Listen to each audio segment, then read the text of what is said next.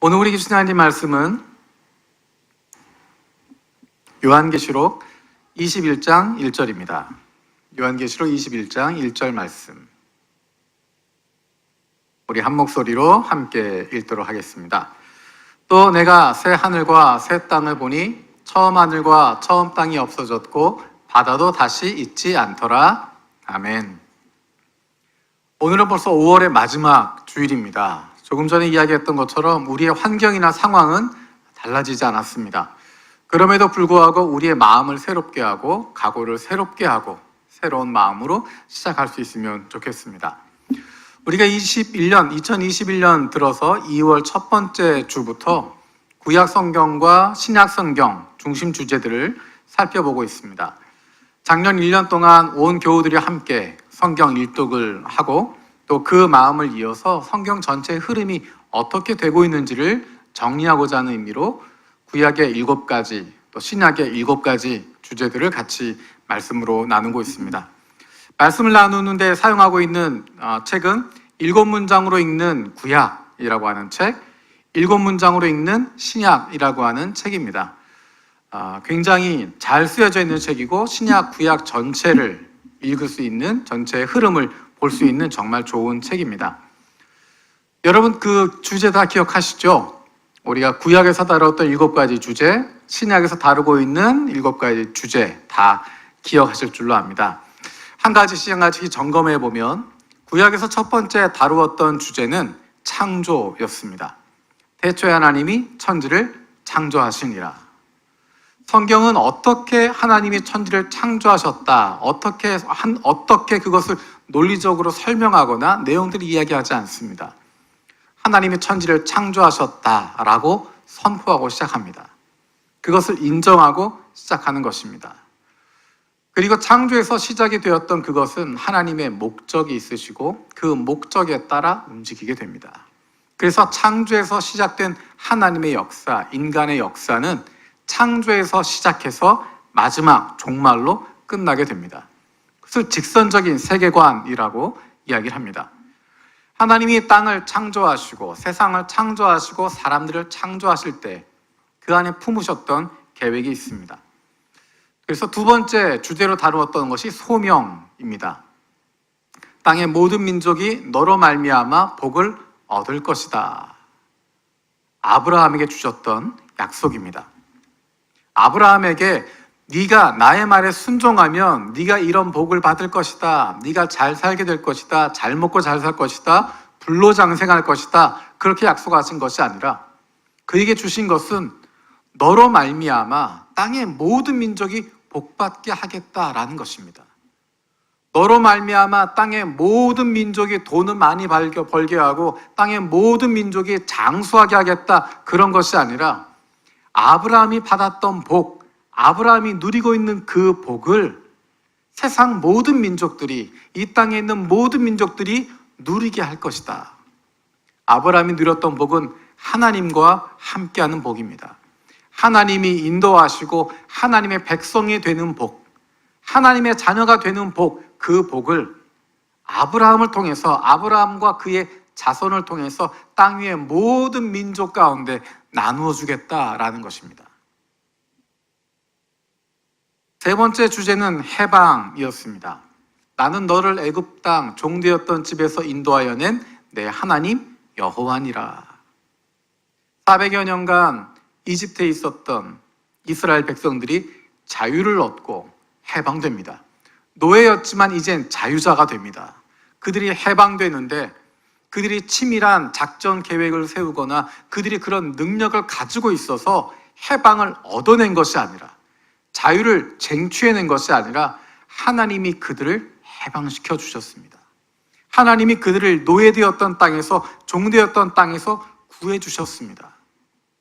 그리고 그들에게 어떻게 살아야 할지를 보여주고 계십니다. 먼저 해방을 받았기 때문에, 해방된 사람으로 먼저 자유자가 되었기 때문에 자유자의 삶은 어떤 것이다, 하나님의 백성의 삶은 어떤 것이다, 그것들을 이야기해 주십니다. 네 번째 주제는 언약이라고 하는 주제였습니다. 여호와께서 그의 마음에 맞는 사람을 구하여 여호와께서 그를 그의 백성의 지도자로 삼으셨느니라. 하나님께서 하나님의 마음에 드는 사람, 하나님의 마음을 품고 있는 사람, 그 사람 다윗을 세우셔서 백성의 지도자로 삼으셨다 말씀하시는 것입니다. 하나님의 마음에 드는 것, 그것은 한 사람 지도자에게만 되는 것이 아니라 모든 하나님의 백성들에게 해당되는 것입니다. 하나님의 백성들은 하나님의 마음을 품는 것입니다. 하나님께서 원하시는 것, 하나님의 시선이 어디에 있는지, 하나님의 마음이 어디에 있는지 그것을 알고 행하는 것이 바로 하나님의 백성들의 모습입니다. 그래서 다루었던 그 다음 주제가 대언이었습니다.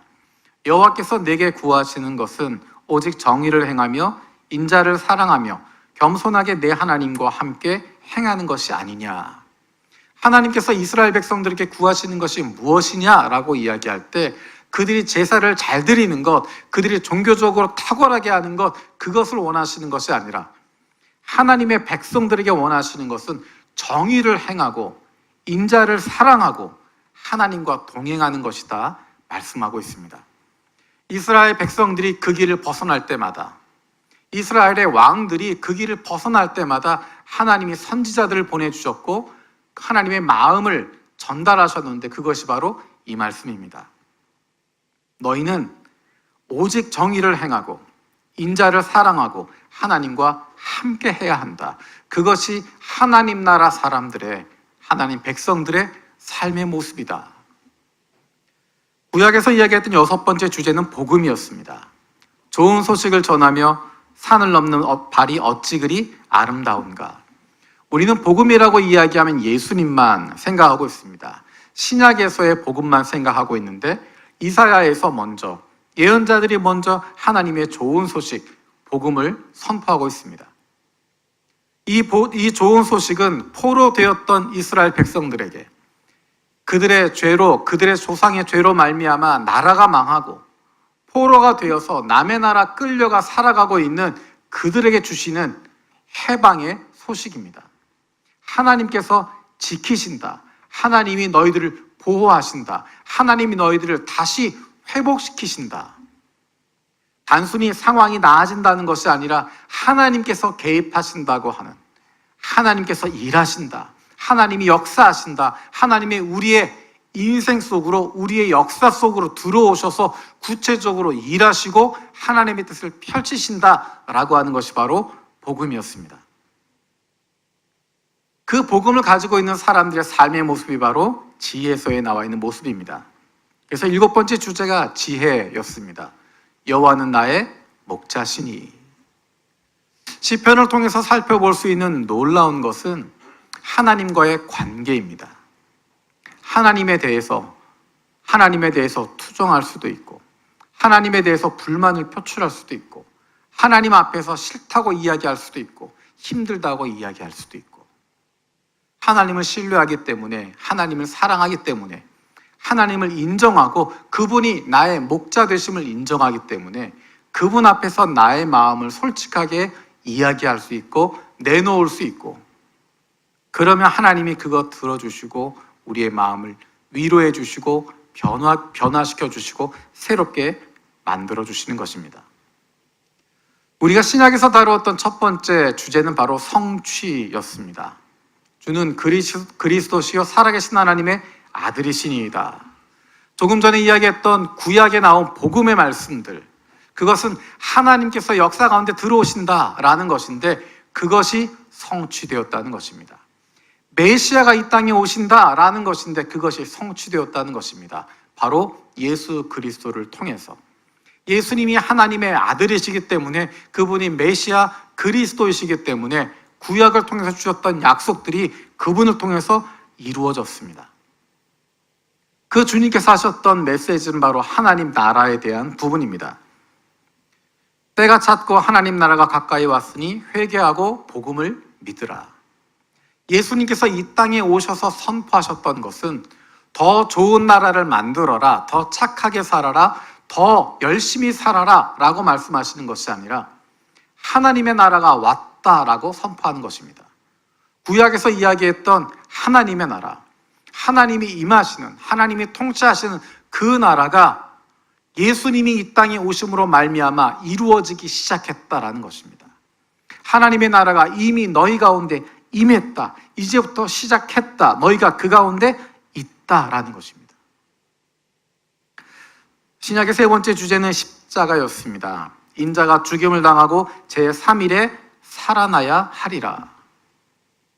이것은 단순히 예수님의 희생적인 사랑을 이야기하는 것이 아니라고 이야기했습니다. 예수님이 우리를 사랑하셔서 죽으셨다. 그 사랑을 우리가 보답해야 된다. 예수님께서 우리를 위해서 희생하셨다.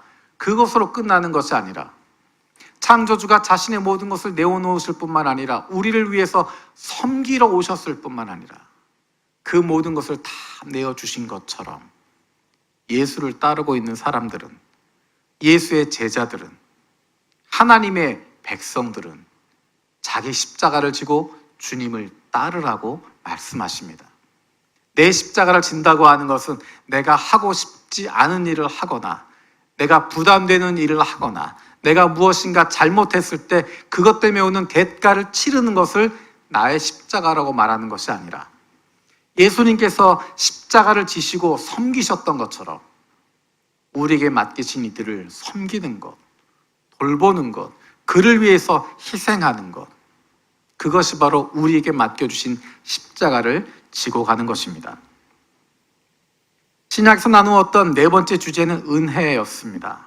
너희는 그 은혜에 의하여 믿음으로 말미암아 구원을 받았으니 행위에서 난 것이 아니다.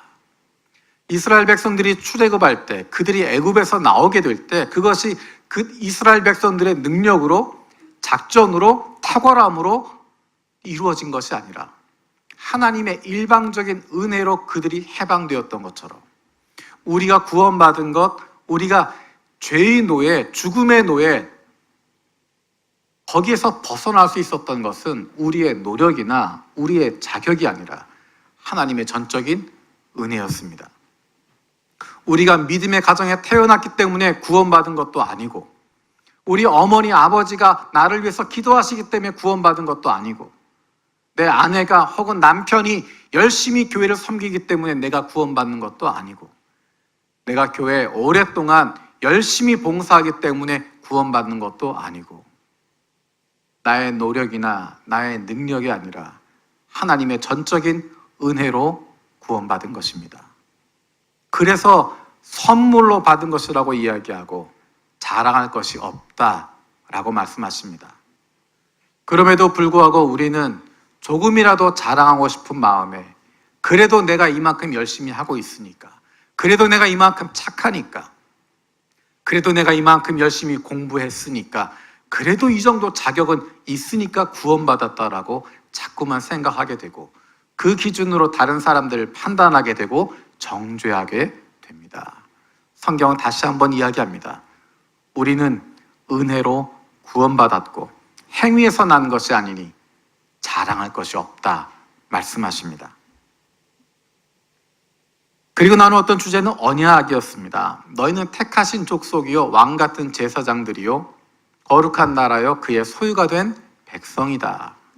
하나님이 우리를 불러주시는데 이스라엘 백성들을 구원하시고 그들에게 주셨던 그 약속, 출애굽기 19장 5절 6절에 했던 그 말씀을 그대로 베드로전서를 통해서 교회 가운데 주고 계십니다. 하나님이 구원하신 이유가 무엇인가? 그것은 우리를 왕같은 제사장들로 거룩한 나라로 하나님의 소유된 백성으로 만들어 주시는 것이다. 그렇게 하시는 이유는 무엇인가? 그것을 통해서 세상 가운데 보여주는 것입니다. 세상 가운데 하나님 나라가 어떤 것인지, 하나님의 공동체가 어떤 것인지를 보여주는 것입니다. 이스라엘을 통해서 보여주고자 하셨던 것이 바로 이 연약하고 모자란 인간들이, 이 부족한 사람들이 하나님이 지켜주시니까, 하나님 말씀 순종하니까 얼마나 강하고 얼마나 복된 삶을 살아가는지, 모세오경에 나와 있는 그 율법에 있는 말씀들은 세상의 법칙과는 완전히 다른 강자를 위한 법이 아니라 약자를 돌보게 되어지는, 힘없는 자들이 행복하게 살아갈 수 있는 아름다운 나라의 모습을, 아름다운 공동체의 모습을 보여주고 있는데 그것이 바로 하나님 나라라고 하는 것, 그것을 이스라엘 백성을 통해서 보여주시는 것이고, 오늘날에는 교회를 통해서 하나님 나라가 어떤 것인지, 예수 믿는 사람들의 삶이 어떤 것인지, 하나님의 자녀들이 어떤 기쁨을 누리고 있는지를 세상 가운데 눈으로 볼 수 있도록 보여주는 것이 바로 교회이고, 그것이 바로 우리에게 주신 약속입니다. 그렇게 살아갈 수 있는 것은 성령을 우리에게 주셨기 때문입니다. 지난주에 나누었던 성령, 누구든지 그리스도의 영이 없으면 그리스도의 사람이 아니라. 하나님의 나라 백성답게 살아갈 수 있는 것, 교회가 교회다울 수 있는 것, 그것은 성령으로 말미암아 이루어지는 것입니다. 하나님 나라 백성처럼 살아가는 것이 힘들고 어렵고, 예수 믿는 사람답게 살아가는 것이 너무너무 괴롭고 힘들 때 그리스도인인 척하고 살아가는 것이 어렵다라고 한다면 그 사람은 성령과 관계없는 사람입니다. 그 안에 하나님의 영이 없기 때문에, 그리스도의 영이 없기 때문에 그리스도인이 아닌 것이고 예수에게 속하지 않은 사람인 것입니다. 그런데 우리는 예수 그리스도를 나의 주 나의 하나님이라고 고백하고 예수 그리스도를 나의 구주로 영접하는 바로 그 순간이, 성령이 내 안에 계셔서 우리의 입술을 열어 그렇게 고백하게 하신 것인데, 성령이 우리 안에 계심에도 불구하고 우리 안에 성령께서 말씀하시고 우리의 마음을 움직이심에도 불구하고 거기에 귀를 기울이지 않고 우리의 귀를 막고 있으면, 내 뜻대로 살겠다고 주장하고 있으면 점점점 그 말씀이 들리지 않고 하나님의 말씀이 들리지 않아서 마치 나 혼자 있는 것처럼 살아갈 수밖에 없게 되어집니다. 그래서 우리가 기도하는 것이 성령 충만을 기도하는 것입니다. 이미 우리 안에 계시는 성령, 그분의 말씀대로, 그분이 이끄시는 대로 내가 순종하며 살아가겠습니다, 결단하는 것입니다. 그를 통해서 성령이 이끄시는 대로 움직이게 되어질 때, 성령 충만한 삶을 살게 되어질 때 이 땅에 살고 있지만 우리는 하나님 나라를 누리며 살아갈 수 있습니다. 그리고 오늘의 7번째 주제입니다. 완성입니다. 내가 새 하늘과 새 땅을 보니. 처음에 구약 시작했던 창조로 시작했던 그것이 인간의 죄로 말미암아 타락했지만, 무너졌지만 다시 회복시키시고 완성하시는 것입니다. 창조가 회복되어지는 것, 하나님의 나라가 완성되어진 그것을 우리가 바라보게 되는 것입니다. 14주에 걸쳐서 신약과 구약의 14가지 중요한 흐름들, 중요한 중심 주제들을 같이 나누면서 여러분들 어떤 생각을 하셨는지 모르겠습니다. 저는 지난 14주간 동안 구약의 7가지, 신약의 7가지 중심 주제에 대한 설교를 준비하면서 그동안 읽었던 성경의 내용을 다시 한번 돌아보게 됐습니다. 작년 1년 동안 읽었던, 지금 읽고 있는, 그리고 그전 읽었던 말씀들을 다시 한번 돌아볼 수 있게 되었고, 전체의 흐름에 대해서 창세기부터 요한계시록까지 흐름을 다시 한번 생각할 수 있는 좋은 기회가 됐습니다. 그러면서 들었던 생각이 다시 한번 읽었으면 좋겠다라는 생각을 하게 됐습니다. 그래서 9월 달부터 다시 1년 동안 성경 일독을 하려고 합니다. 그래서 작년에 했던 것처럼 주일에는 그날 읽어야 할 분량 가운데서 말씀을 선택해서 말씀을 나누고, 주중에도 매일 3장씩, 4장씩 말씀을 읽어가면서 1년 동안 다시 한번 이번에 나누었던 그 14가지의 주제, 구약의 중심 주제, 신약의 중심 주제를 다시 한번 기억하면서 하나님께서 어떻게 말씀하고 계시는지, 구약에, 신약에 이것들이 어떻게 연결되어 있는지를 다시 한번 살펴보려고 합니다. 자, 오늘의 주제는 완성, 마지막 이야기입니다. 요한계시록 하면 여러분은 어떤 생각이 드십니까? 일반적으로 드는 생각은 요한계시록은 성경에 있는 마지막 책일 뿐만 아니라 종말에 대한 이야기다라고 생각합니다. 세상의 끝에 대한 이야기, 심판에 대한 이야기다라고 생각합니다. 여러분은 언제 세상이 종말이 가깝다라는 것을 느끼게 됩니까? 지금 있는 코로나 팬데믹, 한참, 지금도 물론 힘들고 어렵지만 작년 말쯤 되었을 때 사람들 가운데 그런 이야기를 하는 사람도 있었습니다. 이렇게 코로나로 세상이 끝나게 될 거다. 내지는 이 코로나보다 더 센 질병이 나타나서 세상이 끝나게 될 거다. 종말이 왔다. 라고 하는 분들이 계셨습니다. 지진이 매해 더 많아지고 있습니다. 점점점 지진이 많아지고 화산이 폭발하는 것을 보면서 자연재해가 일어나는 것을 보면서 이제 종말의 때가 됐구나 라고 생각을 하기도 합니다. 지구 도처에 전쟁의 소식들이 끊어지지 않고 일어나게 됩니다. 그것들을 보면서 종말의 때가 됐구나.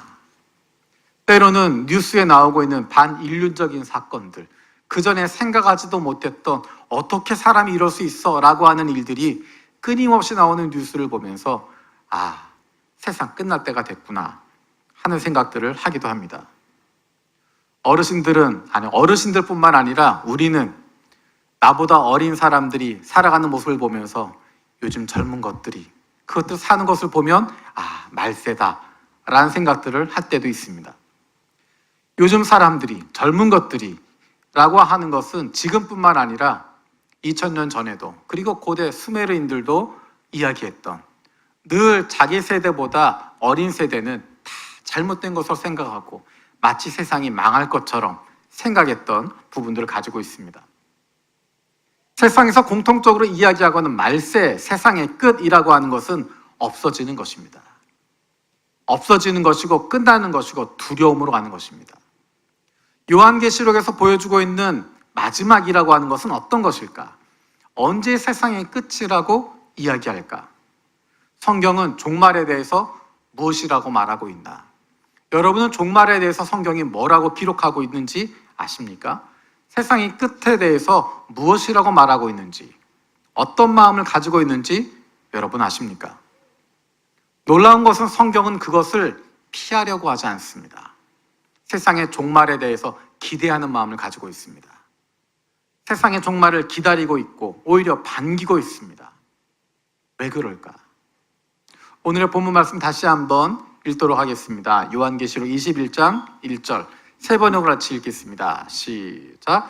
나는 새 하늘과 새 땅을 보았습니다. 이전의 하늘과 이전의 땅도 사라지고 바다도 없어졌습니다. 이 고백은 기대에 찬 느낌을 보여주고 있습니다. 보통 전쟁 영화나 터미네이터 내지는 그런 류의 영화들을 보면 2000 몇 년 핵전쟁으로 지구가 다 멸망한 이후에 쟤밖에 남아있지 않은 폐허를 바라보는 주인공의 독백이 나오는데 오늘 사도 요한이 하고 있는 이 고백은 그것과 전혀 다른 느낌입니다. 희망에 찬 느낌입니다. 내가 새 하늘과 새 땅을 봤다라는 것입니다. 이전 것들은 다 지나가 버렸다. 이전의 하늘과 이전의 땅과 이전의 바다는 다 없어져 버렸고 새로운 하늘과 새 땅을 보게 됐다. 기쁨을 가지고 반가운 마음을 가지고 기대하는 마음을 가지고 나타나 있습니다. 성경은 종말에 대해서 이야기하고 있는 책입니다. 세상의 끝에 대해서 이야기하고 있는 책입니다. 성경이 이야기하고 있는 그 끝, 그 종말이라고 하는 것은 인간의 역사 가운데 하나님께서 개입하는 시간입니다. 그래서 성경은 창조부터 종말까지 직선적인 역사관을 가지고 있습니다. 세상 사람들은 여러 가지 이야기를 합니다. 끝이 없다라고 이야기합니다. 끝이 없는 대신에 윤회를 한다라고 이야기를 합니다.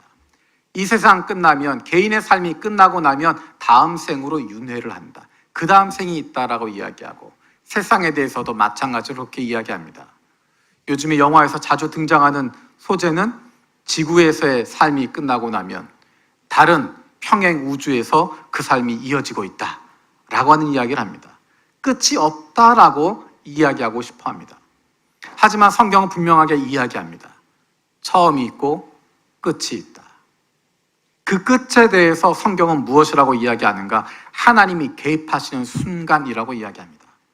하나님이 인간의 역사 가운데 들어오셔서 하나님이 심판하시는, 하나님이 마침표를 찍는 순간, 그것이 바로 종말이라고 이야기합니다. 그런데 놀라운 것은 그것이 만물의 회복과 연결된다는 것입니다. 처음 하나님이 창조하셨던 그 창조의 회복과 연결되고 있다는 것입니다. 여러분이 나중에 요한계시록을 읽으시면 요한계시록 마지막 부분을 읽으면 마치 창세기를 읽고 있는 것 같은 느낌을 받게 됩니다. 하나님의 날이라고 하는 것, 종말이라고 하는 것, 세상의 끝이라고 하는 것은 하나님 나라의 완성이고 하나님의 창조의 회복의 완성이 되는 순간을 이야기하고 있습니다. 성경에서 그것을 가장 잘 표현하고 있는 단어가 하나님의 날, 여호와의 날이라고 하는 것입니다. 구약에서 여호와의 날이라고 이야기하면 그것은 하나님이 직접 개입하신다. 하나님이 인간의 역사 가운데 들어오셔서 심판하시는 것을 하나님의 날, 여호와의 날이라고 표현했습니다. 예를 들어서 아시리아를 통해서 멸망시키실 때, 바벨론을 통해서 멸망시키실 때 하나님의 날이 임했다라고 표현을 합니다. 그리고 그것은 예언자들을 통해서, 선지자들을 통해서 앞으로 이루어질 것에 대한 예언으로 등장하게 됩니다. 이제 곧 하나님의 나라가 임하게 될 거다. 하나님이 임하시면 이 땅의 모든 것이 끝나게 된다. 하나님의 나라가 곧 오게 될 것이다 라고 이야기합니다. 구약에서 이야기하고 있는 선지자들이 보여주고 있는 하나님 나라의 모습이 어떤 모습일까? 우리 이사야 11장 6절에서 8절 말씀 같이 읽어보겠습니다. 시작. 그때에는 이리가 어린 양과 함께 살며 표범이 새끼 염소와 함께 누우며 송아지와 새끼 사자와 살진 짐승이 함께 풀을 뜯고 어린아이가 그것들을 이끌고 다닌다. 암소와 곰이 서로 벗이 되며 그것들의 새끼가 함께 눕고 사자가 소처럼 풀을 먹는다. 젖먹는 아기가 독사의 구멍 곁에 장난하고 젖된 아이가 살무사의 굴에 손을 넣는다. 우리가 조금 전에 찬양했던 바로 그 모습입니다. 이것은 단순히 이야기로만 하는 것이 아니라 그런 일들이 일어나게 된다는 것입니다. 그것이 어떤 모습입니까? 창세기에 보여주었던 창조의 모습이 회복되는 것입니다. 하나님이 창조하셨던 창조의 세계가 원래의 모습대로 회복되어지는 그 날이 오게 된다는 것입니다. 더 놀라운 것은 그 창조의 모습대로 자연이 회복되어질 뿐만 아니라 창조 세계가 회복되어질 뿐만 아니라 그 가운데 거하고 있는 하나님의 사람들 안에도 회복이 일어난다는 것입니다. 예레미야 31장 31절에서 34절 말씀 같이 보도록 하겠습니다. 시작. 그때가 오면 내가 이스라엘 가문과 유다 가문에 새 언약을 세우겠다. 나 주의 말이다. 이것은 내가 그들의 조상의 손을 붙잡고 이집트 땅에서 데리고 나오던 때에 세운 언약과는 다른 것이다. 내가 그들의 남편이 되었고 그들은 나의 언약을 깨뜨려 버렸다. 나 주의 말이다. 그러나 그 시절이 지난 뒤에 내가 이스라엘 가문과 언약을 세울 것이니 나는 나의 율법을 그들의 가슴 속에 넣어주며 그들의 마음판에 새겨 기록하여 나는 그들의 하나님이 되고 그들은 나의 백성이 될 것이다. 나 주의 말이다. 그때에는 이웃이나 동포끼리 서로 너는 주님을 알아라 하지 않을 것이니 이것은 작은 사람으로부터 큰 사람에 이르기까지 그들이 모두 나를 알 것이기 때문이다.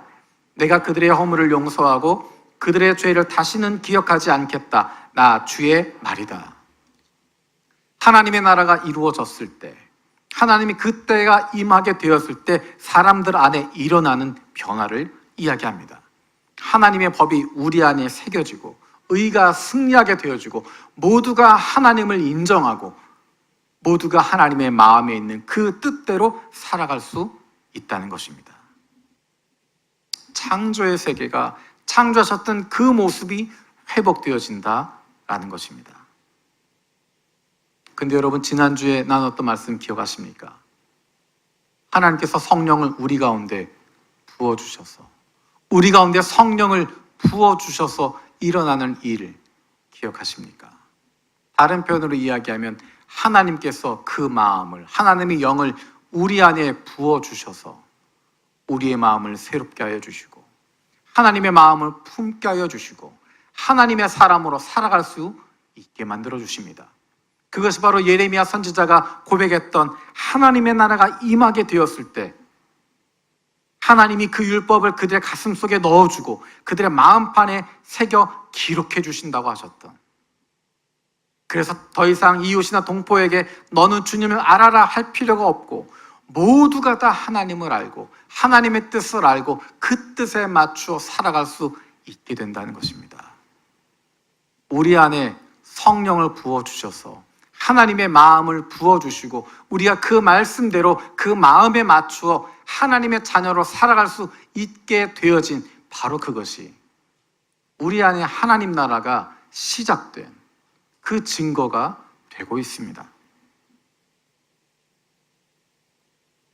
창조가 회복되어지는 것뿐만 아니라 하나님의 나라가 임한다, 하나님의 날, 여호와의 크고 두려운 날, 그것에 대한 구체적인 표현을 선지자들이 하고 있습니다. 우리 스가랴 14장 5절 말씀을 같이 읽어보겠습니다. 그 산골짜기는 아셀까지 미칠 것이다. 너희는 유다 왕 우시야 때 지진을 만나 도망간 것 같이 주님의 산골짜기로 도망갈 것이다. 주 나의 하나님이 오신다. 모든 천군을 거느리시고 너희에게로 오신다. 여호와의 날에 대한 설명을 자세히 하고 있지만 그 절정은 하나님이 오시는 것입니다. 주님께서 오시는 것입니다. 그날을 여호와의 크고 두려운 날이라고 성경은 이야기합니다. 그날이 이루어지기 전에 있을 징조를 이야기하는데 우리가 잘 아는 말라기 4장 5절에 있는 말씀입니다. 같이 읽겠습니다. 시작. 주의 크고 두려운 날이 이르기 전에 내가 너희에게 엘리야 예언자를 보내겠다. 하나님의 여호와의 크고 두려운 날이 임하기 전에, 메시아가 이 땅 가운데 오기 전에, 심판의 날이 오기 전에 엘리야를 보내겠다. 우리가 잘 아는 것처럼 엘리야가 세례 요한이 이 땅 가운데 오고 그리고 예수님께서 메시아가 이 땅에 오셨습니다. 그런데 아직 이 땅의 역사가 끝나지 않았습니다. 사람들은 당황하게 됩니다. 유대인들이 가지고 있었던 생각은 구약의 역사가 있고 그것이 끝나고 여호와의 크고 두려운 날이 임함으로 새로운 날이 시작되는 것입니다.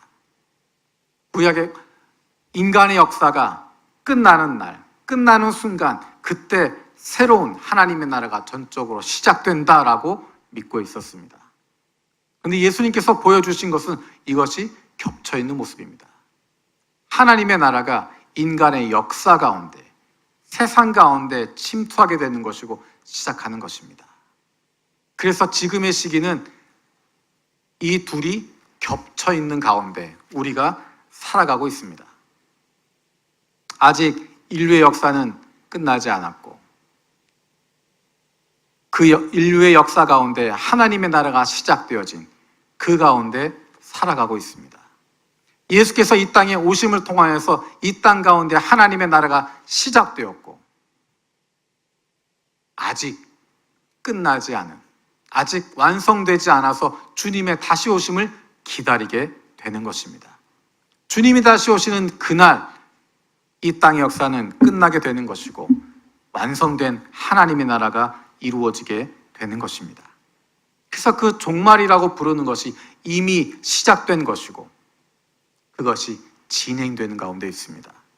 우리는 그것을 이미 시작된 종말, 이미 시작된 하나님의 나라, 아직 완성되지 않은 종말, 아직 완성되지 않은 하나님의 나라, 그래서 이미와 아직 사이에 살고 있다라고 이야기합니다.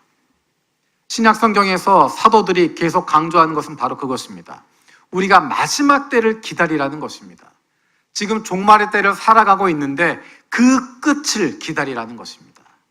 마지막 때까지 마음을 풀어놓지 말라는 것입니다. 우리가 마지막 시대를 살아가고 있기 때문에 그때를 기다리라는 것입니다.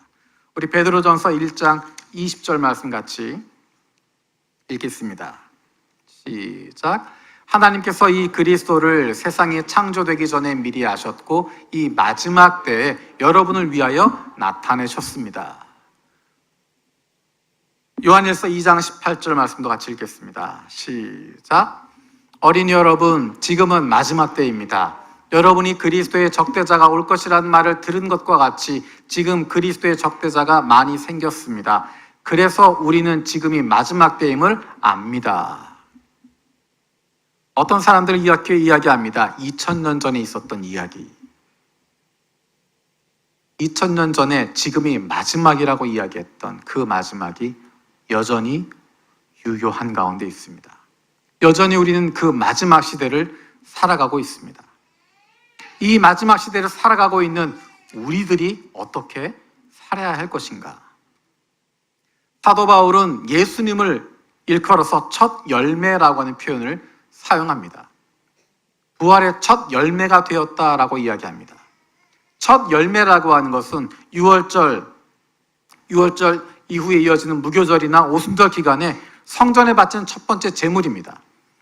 처음 수확하게 되는 것, 그것을 드리는 것입니다. 감사하는 마음으로 드리는 것입니다. 그것은 그 이후에 이루어질 추수가 있기 때문에 그것을 기대하는 마음으로 첫 열매를 드리게 되는 것입니다. 죽은 자의 첫 열매가 되신 첫 열매로 부활하신 예수 그리스도, 그분을 통해서 앞으로 일어날 일들, 앞으로 아직 일어나지 않은 일들, 그것들이 있음을 보여주고 있는 것입니다. 이미 종말이 시작되었고 우리는 그 가운데 살아가고 있다.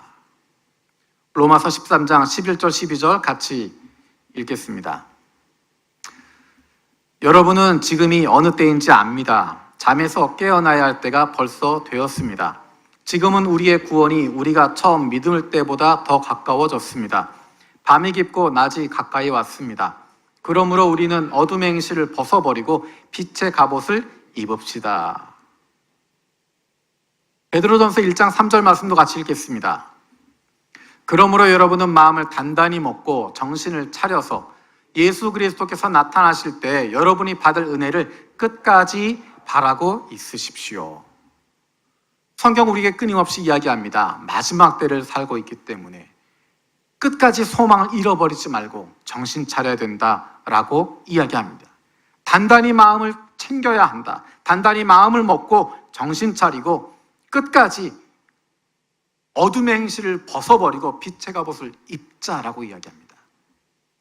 이것은 종말이 가까웠으니 이 세상 일은 아무런 의미도 없고 하던 일 다 그만둬 버리고 하던 공부 다 그만둬 버리고 가지고 있는 것 다 현금화시켜서 교회에 헌금하고 교회에 모여서 날마다 예배하고 날마다 찬양하고 하얀색 옷을 입고 밤마다 교회 옥상에 올라가서 하늘 바라보며 마라나타 마라나타 부르자고 하는 그런 것이 아닙니다. 언제 몇 날 몇 시가 되어 이 세상이 망하게 될 거니까 어느 산에 올라가서 함께 찬양하자, 그것을 말하는 것이 아닙니다.